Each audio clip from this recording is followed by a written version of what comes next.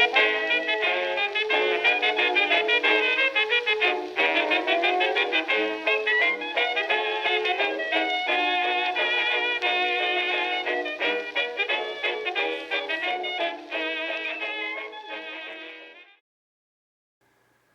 and welcome to the Old Garage number 26. I'm Wild Bill and got a few questions. Of course, we got some silliness and a really cool shout out you're going to enjoy. So let's just get on with it. Now, the first question I have came from the special on Chitty Chitty Bang Bang, and it was from James MacArthur. And the question is, in this episode that I mentioned that Louis Brodsky had took a Zeppelin engine and used it for a car in the 1920s.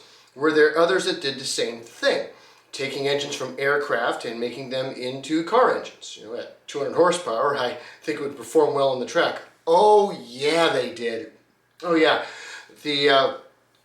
I think it'd be fair to say that the very first generation of hot rodding happened right after World War I. You had so many of these surplus fighter craft engines and bomber engines and things. The first, the Spanosuesa V8 that they came out with, that was using the Spod. You had, the engines from the straight sixes topped with camels. You had the German engines. It was the hot rodder's dream at that time to take a large chassis car and put an aircraft engine in it. And even sometimes they would just put half of the engine in it. They would redo the crankcase and oil pan and take a V8 engine and make it into two straight fours. I mean, that happened. There's a car that I know Jay Leno has. He has a 1915 Spanosuesa that after the war had one of those Aero engines put into it. And that's how you hot rodded, before hot rodding really started. So yeah, it absolutely was done, and it was done a lot. A lot. So yeah, good question. And now let's see, what's the next one here? This was actually from the Old Garage, also James MacArthur asking this. And he said, I've driven a lot of vintage cars. He says, his question is, which vintage cars have you driven and which ones were your favorites and why? And which ones were not and why? Okay, well, let's go down the list. We've already talked about the St. Louis, on the channel, but I have driven a 1903 Oldsmobile Curve Dash. Let's see, 1906 Holtzman, 1910 Pierce Aero Model 66. I've driven a 1913 Fiat, 1914 Renault. I've several Model Ts, both pre-war and post-war. 22 Maxwell, 1921 Silver Ghost. It's also a number of 1920s and early 30s Chevys and Buicks, and these weren't cars I necessarily owned. Some of them I was just able to drive. I'd say my favorite of all of them is actually the 1910 Pierce Aero, because this car has presence. Now keep in mind, a 1921 Silver Ghost has presence too. That's a beautiful car, smooth to drive. It's as effortless as you can get for something in the era, because everything is just so well fitted. It's quiet, it's silent, and yet it's got a lot of power. But that Pierce Aero had those same qualities as well as the Rolls-Royce. And it was just this beast on the road. And it didn't matter who you were. If you saw this thing, you were going to lock stare on it no matter what. That was one of the problems of driving it, is it could actually cause accidents, because people will stop watching the road and just watch you drive. Because it just is such a beautiful, massive, majestic car. And that one is my favorite to drive. Close second was Silver Ghost. Because then they both have, earth-pulling torque. They're both very big cars. Of course, the Pierce Aero is significantly larger. But beautiful to drive. I'd say I'm just going to narrow it down to one as far as the worst to drive, and that is going to be the 1906 Holtzman. What a piece of junk. This thing was garbage when it was brand new. And thankfully, all I had to do was try to drive it enough to get it, off of one trailer and through a parking lot and onto another because I was having it transported. But it was like we said, hey, let's try to drive it, and it took a half an hour to get this, extraordinarily, I mean, almost Pennington-like engine to even fire, and even then, it had no power, and it was just a hard no. I mean, I just gave up and just pushed the thing. So, yeah, that would definitely be don't. There are people that like these Holzmans that, just have them as hobbies, but no, I couldn't drive one. Okay, all right, third question, and this came from the Barney Oldfield episode, and it was by a gentleman, first name, last name, and there was actually a lot of discussion on the question to get it kind of narrowed down, but what he's basically asking is how did racing, at least, as far as our channel covers, how did racing move technology forward for cars in the early days? And the answer is, oh my word, I probably will do a special episode just on this topic. I mean, it's really a great question. And I remember, some of you might remember back in the early 2000s on the internet, there was this meme going around saying that, if cars had evolved in the same way and developed in the same way as computers had, then cars could go 50,000 miles on a thimbleful of gas, they would have 10,000 horsepower, and you could put, 50 Rolls Royces on the head of a pin.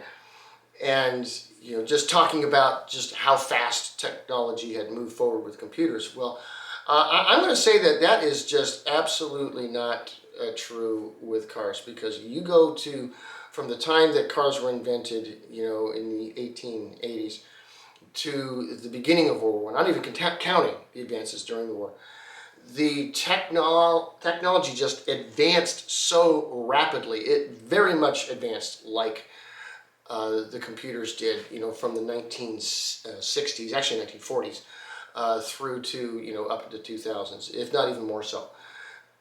It was incredible what was happening in the automotive world at that day, technology-wise, and racing was one of the prime movers of that. There were so many of different things that were developed because of what was learned in the racetrack. And keep in mind, the very first races weren't even really races as we know them today. They were actually more like rallies, because when cars were still in their infancy, how fast they went wasn't as important to people as can they even get there. Can a vehicle drive this far? This is why you have so many of these early races where these really absurdly long rallies, 700 miles, 1,000 miles, 1,500 miles, and more. It's because they were more concerned about, can these cars actually manage that kind of terrain and survive and still be running at the end of it? And the time and the speed of them, well, yeah, I guess that's important, and so they often did, have timers, and that's how they figure out the winner. But that wasn't the spectacle of it, is can cars do this? And so many technologies, in the early day were developed because of that. Your panhard rod, your pneumatic tires, your safety windshields, the steering wheel, things like this. It was because of racing that these developed. And yeah, I'll probably end up making a special on that topic, because I think that would be a good approach to kind of do. And let me know in the comments what you think, if you'd like me to do a special like that. But yeah, I think it was a good question.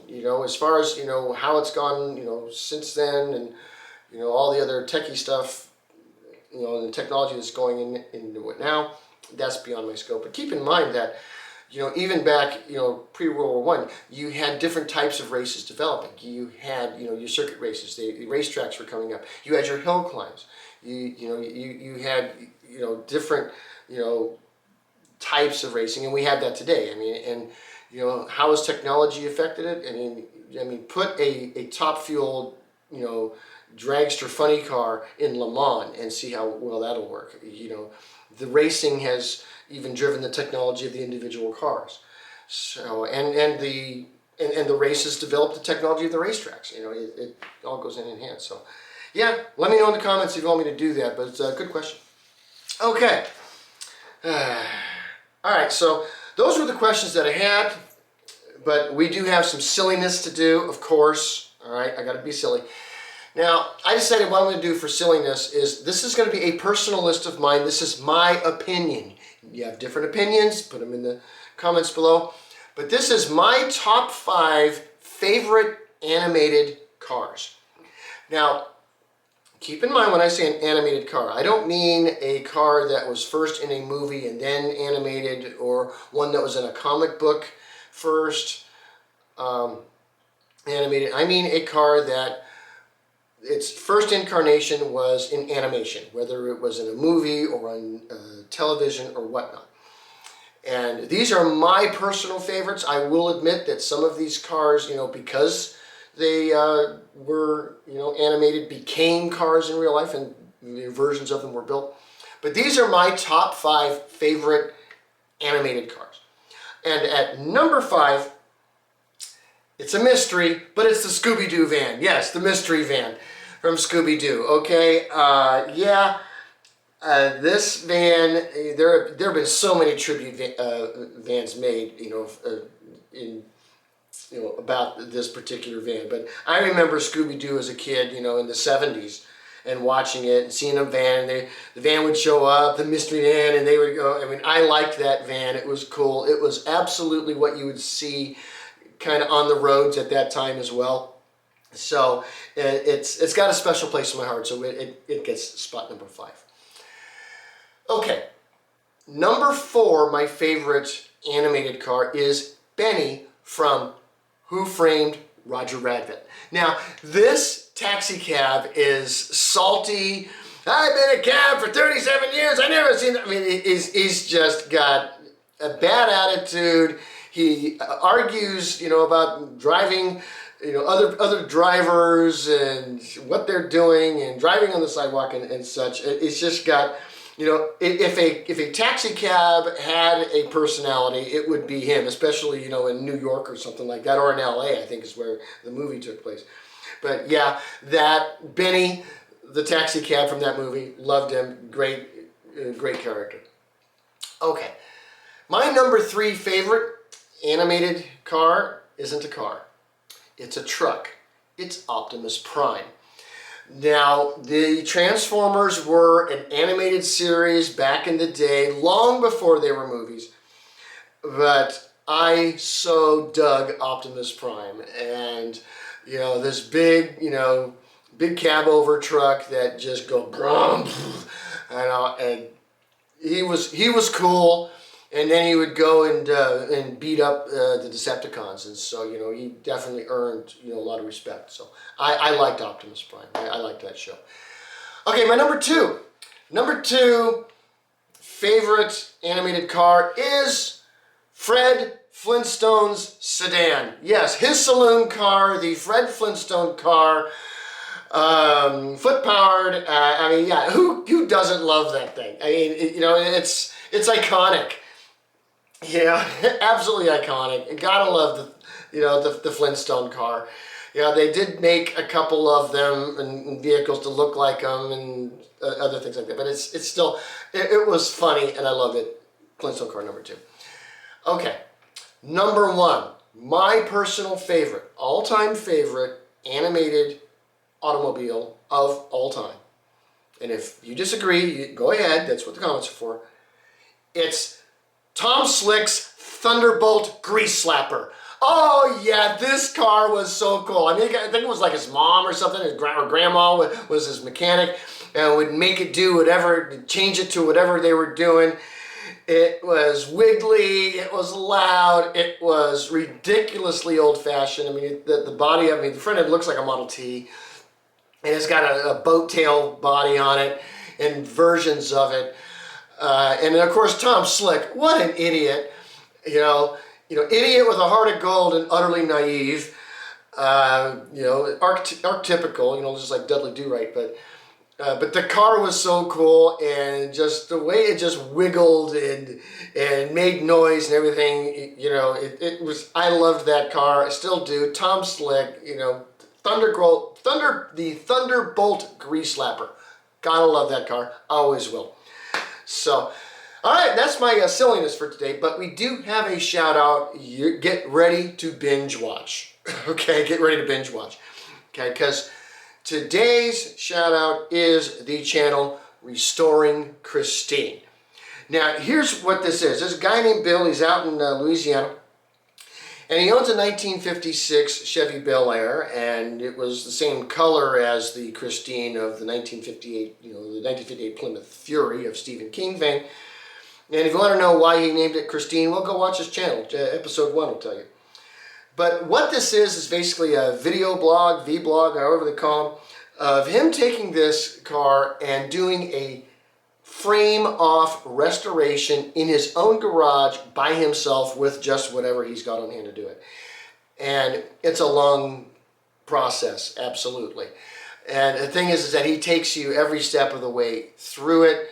He's personable, unlike me, you know, and you know, you're going to learn something from it. If you are an automotive restorer, or you want to get into it, or you're, you know, or just are fascinated by people that, you know, have got some serious skills and at the same time have the humility to learn more even from their viewership, this is the channel for you. Restoring Christine. I highly recommend it. You got to check it out. So that is what I had for today. Just to let you know, as many of you know, in the community section, Latimer is still alive, but Ridley, the goldfish, passed away right before the move, and Tetsuzo Iwamoto didn't quite make it through the move. He passed away too. So I do have a few new guys here. Let's see here. That's the new Ridley. He's a little guy now. And sitting behind Latimer there's the new Tetsuzo Iwamoto. He's got a few more round red dots than the old one did, but we'll make it work. So there you go. We have some new fishes, some new thoids, and we will see you next time. Peace.